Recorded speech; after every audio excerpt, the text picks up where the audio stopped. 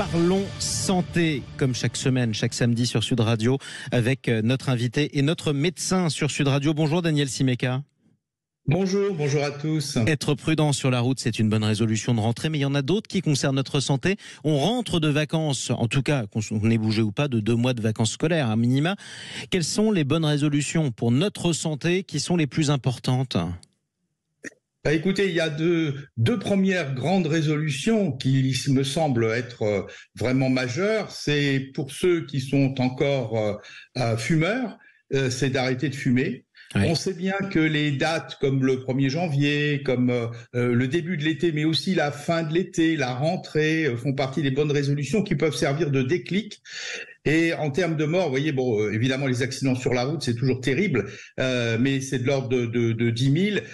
En ce qui concerne le tabac, on est entre 70 et 80 000 morts par an. Hein. Donc, c'est ce qui vient en premier à l'idée pour ceux qui sont concernés, bien sûr. Et arrêter de fumer, c'est arrêter de fumer. C'est l'option 0. Hein. Il n'y a pas d'autre option possible. Ce que vous nous dites, c'est que ça sert à rien de se dire, bon, je vais réduire un peu, je vais passer de 20 à 10 ou de 30 à 20.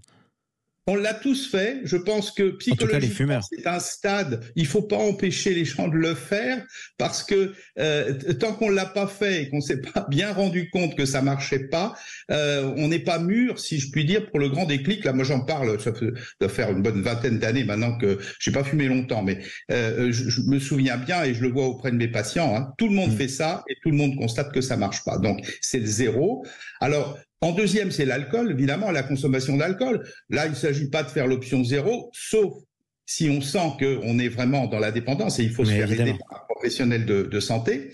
Hein. Et je rappelle les recommandations rapidement. Et c'est après le vin rosé, le vin blanc, les apéros qui n'en finissent pas de l'été, c'est bien de se remettre un petit peu dans l'axe parce que c'est encore autour de 40 000, 50 000 morts par an quand même. Hein. Ouais. Et les recommandations, c'est 10 verres par semaine. Hein. On dit toujours 2 verres par jour et pas tous les jours. Donc ça veut dire maximum 10 verres par semaine, maximum 2 par jour et avec des jours avec 0 verre. C'est très très important. Hein. Et quand on parle de verres, bien évidemment, c'est tout. Tous les verres sont à peu près équivalents. Hein. Un verre de vin, un verre de whisky, un verre de bière, c'est pas la même quantité de liquide, mais c'est presque à peu près la même quantité d'alcool. Voilà. Ça, c'est les 2 grands phares.